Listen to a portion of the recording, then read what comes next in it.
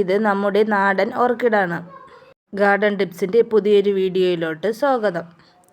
ഇത് നട്ട് ഒരു 5-6 മാസമായപ്പോഴേക്കും ഇത് പൂത്തു.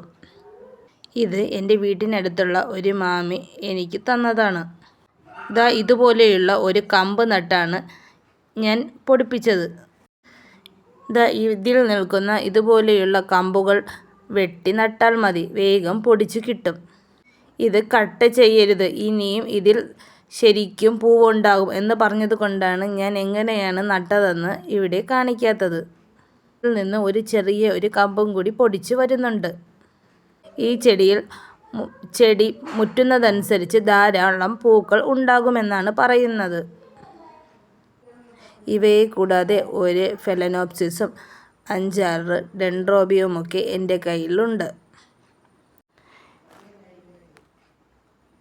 ഇതിൽ പോട്ടി മിക്സായി ഞാൻ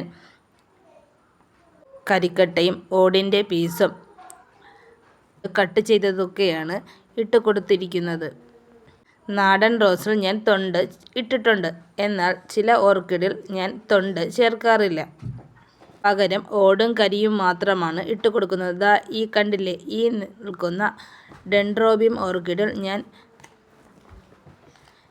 ഓടും കരിക്കട്ടയുമാണ് ഇട്ടിരിക്കുന്നത്. നിങ്ങൾക്ക് കാണാമെന്ന് തോന്നുന്നു. കണ്ടില്ലേ, ഇപ്പോൾ വ്യക്തമായി കാണാമെന്ന് കരുതുന്നു. ഇതിൽ കരിക്കട്ടയും ഓടിൻ്റെ പീസും മാത്രമാണ് ഞാൻ ചേർത്ത് നട്ട് കൊടുത്തിരിക്കുന്നത്. ഇതിൽ ഞാൻ ഫെർട്ടിലൈസറായി നൽകുന്നത് തേങ്ങ വെള്ളം 2 ദിവസം വെച്ചിരുന്ന ശേഷം അതിൽ 2 ഇരട്ടി വെള്ളം ചേർത്ത് ഇതിൽ ഒഴിച്ചു കൊടുക്കാറുണ്ട്. അതുപോലെ കഞ്ഞിവെള്ളം വെള്ളം ചേർത്ത് ഒഴിച്ചു കൊടുക്കാറുണ്ട്. പക്ഷേ നന്നായി നേർപ്പിക്കാൻ ശ്രദ്ധിക്കണം, ഇല്ലെങ്കിൽ അതിൻ്റെ മൂടൊക്കെ ചീഞ്ഞു പോകും.